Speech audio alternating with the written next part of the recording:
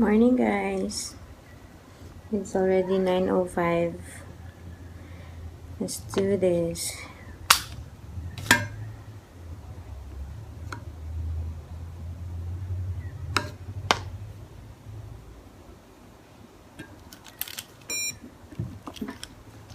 $3.9. Morning.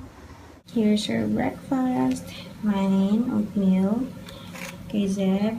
Tapos isa din sa akin. Tsaka hati din kami ni Zeb.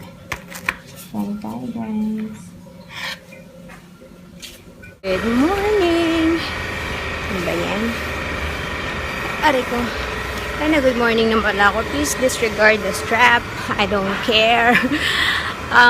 We're going to Parkway Parade sa Giant kasi last week nakakita ako doon ng bone marrow na nakapack. Pero nasa frozen section. Parang 4 na pirasong bone marrow. Sabi ko, pwedeng pang bulalo. We'll see kung yun ang lulutuin ko today. If not, baka nilaga na lang.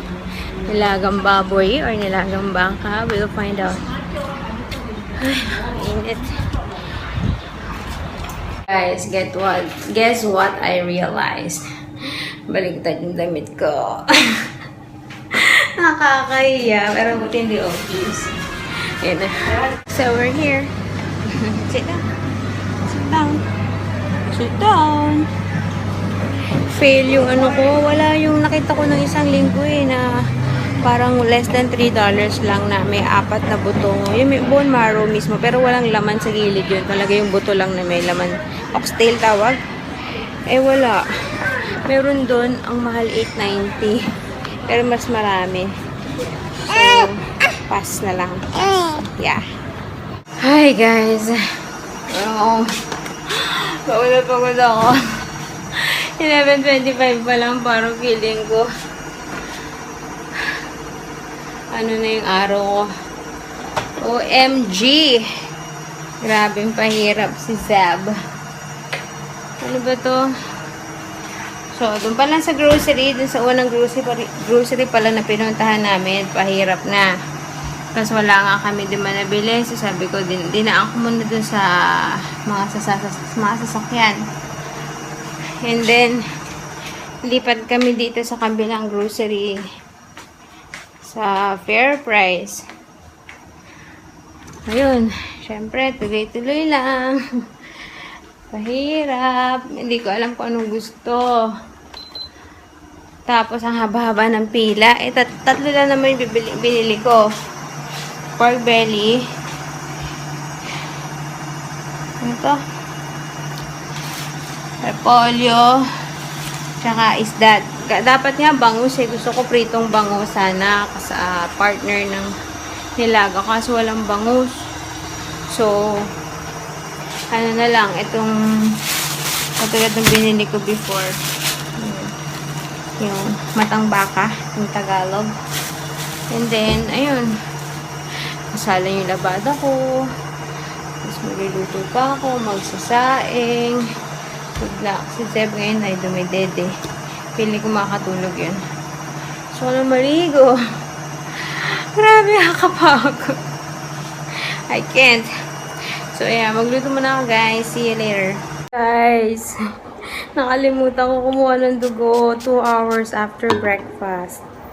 Kasi, haggardness. Hindi mo maalala na oras kami umuwi ka. Anong oras pa kami nauwi? Naku, sinabi ko.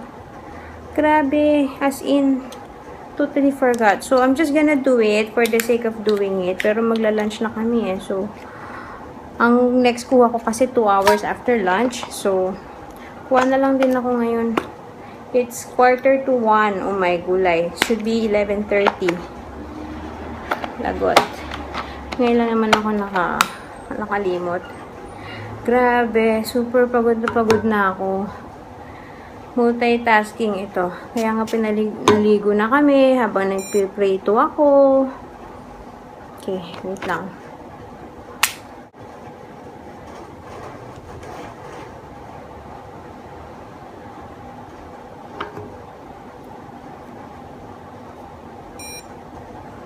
3.9 pa din. Same.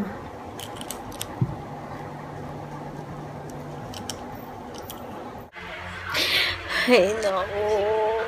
Sobrang pagod na ako.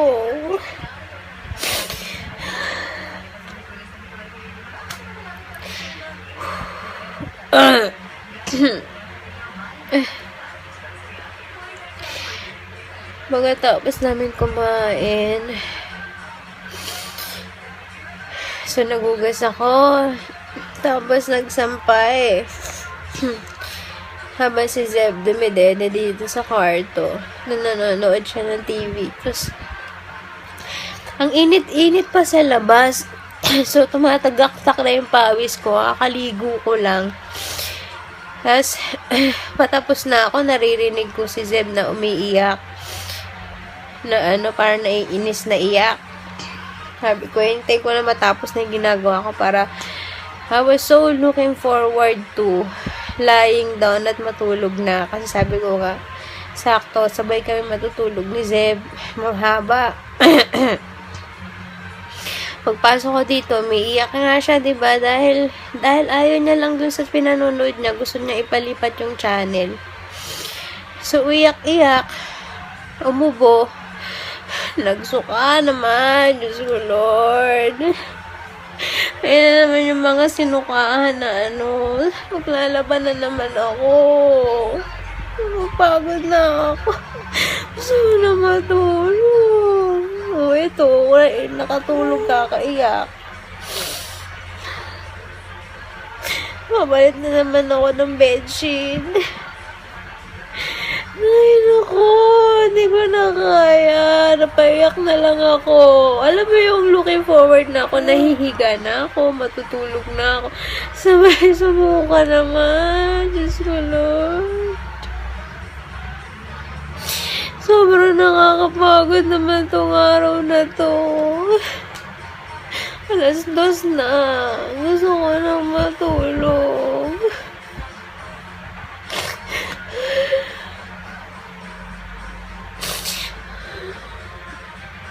Ayaw pa akong patayuin pag gumagalaw ako. Nararamdaman niyo, umiiyak ulit. So, good luck.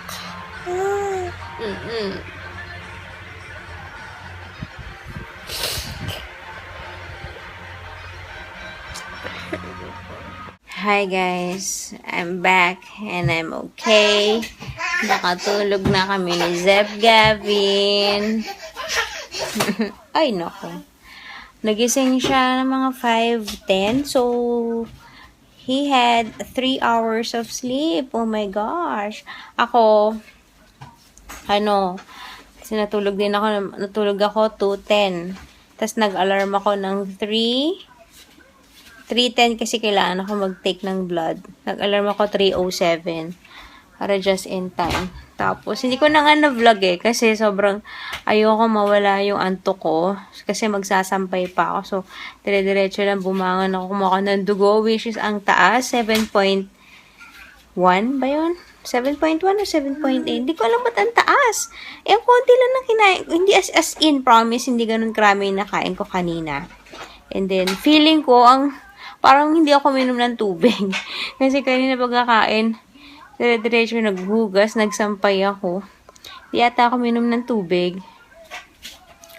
Tapos yun, ayun, ang taas, hindi ko alam kung bakit. Tapos, pagkatapos kumuha ng dugo, sinampay ko nga yung sinalang kong nasa mga nasukahan. Kaya walang cobre gamay. Inisip ko, hindi na ako magpapalit ng as in the whole thing kasi wala akong balak maglaba pa ng comforter and kakapalit ko pa lang naman. So, yung bedsheet, yun lang yung nilabhan ko. Tapos, matutuyo naman yun kasi manipis lang tsaka may araw pa. Tapos, si daddy na lang ipapalagay ko sa kanya kasi ang bigat-bigat itong kama. So, yan. And then, ayun, buti na lang nakatulog ulit ako kasi last time, diba, nung nagising ako after kumuha ng dugo, hindi na ako makatulog. Kasi nag-cellphone ako. Ito talaga, pinigilan ko yung sarili ko, hindi ako magsi-cellphone. Kaya mo, message ni Jong. Sobrang late ko na nabasa. Tapos yun, grabe, sarap. So, parang technically, almost 3, sa ako, almost 3 hours. Di ko rin ma-imagine na naka3 oras kami natulog. Si Zeb din eh. Ngayon, ito na yung pinakamahaba niyang nap. Usually, dati kasi 2 hours na yung maximum niya eh. Sobrang antok din siya kasi ang late na natulog from anong oras nagising ng umaga. In fairness, diba sabi ko last night, I was expecting na it's gonna be an early morning for Zeb kasi ang aga niyang natulog, diba? On the way po, uwi pa lang kami, 7:30, tulog na siya sa stroller. Pero kanina,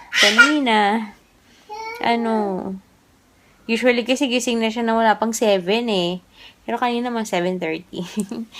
Masaya na ako nun eh, no? Pero okay lang. Okay pa din. And then, ayun, sobrang antok din nito kaya naka3 oras. Ang sarap ng yakap niya sa akin eh. Usus. What are you doing? Don't hit yourself. What color is that? What color? Yellow. Look, and your pillow is yellow also. Wow.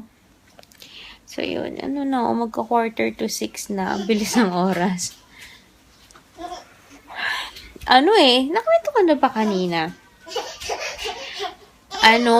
Buy one, take one yung desserts ng Starbucks. Pero everyday, iba-iba. So, today, ang buy one, take one nila is yung brown cow cheesecake. Yung binili ko the other day.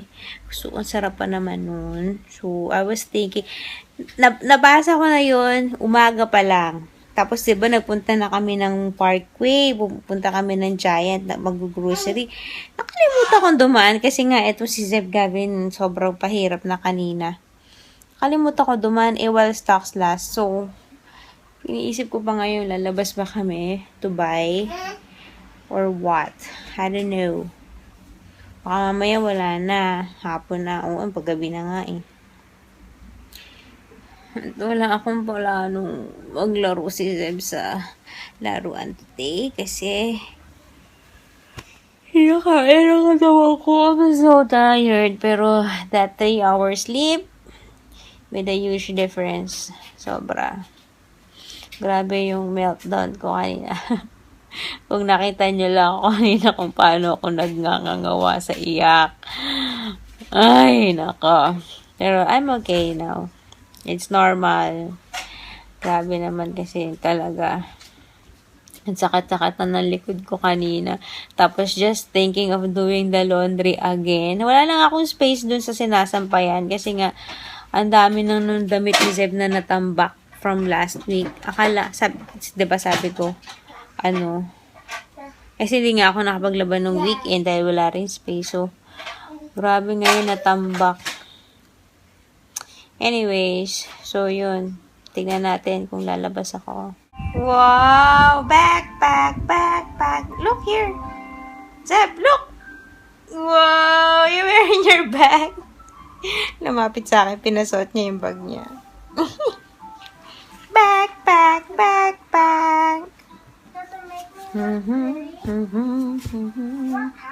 It's already almost 6:15 and bakit ako doon nakatingin na ito yung camera? It was almost 6:15 and still thinking if we should go out or not. Parang ayokong i-stress yung sarili ko pero sabi ko sayang naman yung buy one take one sa Starbucks. Sarap pa naman nun. And parang feeling ko I deserve a treat today because of all the stress. Because of all the stress you caused mommy today, I deserve a cheesecake. You want a cheesecake? Bye-bye. You're going somewhere? Bye. Schoolboy. So, should I go or should I not? Comment down below. Yes. Parang tanga. Bukas iba na yung bukas na cake, yuzu. What is yuzu? I don't know what yuzu is. Basta kulay white siya, lahat. Yung chiffon cake, tas pati yung, niya, yung chiffon, parang hindi worth it. So, ayun. Natatamad ako magbihis. Natatamad ako. What I need. I want Need versus want. Anong mananalo? At I don't really need it. I just want it. Ang weird. Okay. See ya. So, yeah, we're going to Starbucks. Sana meron pa. And hindi na baliktad yung damit ko today. Ay, ngayon. Buti kanina, hindi masyado halata. Wait lang. Okay, guys. As expected, ubus na. But, sabi, meron daw papunta na magde-deliver. Sabi niya, I can maybe come back 7:30 or 8. And it's almost 7 na eh. So, mamaya na lang, lalabas na lang ako para mag-unwind na rin, yes.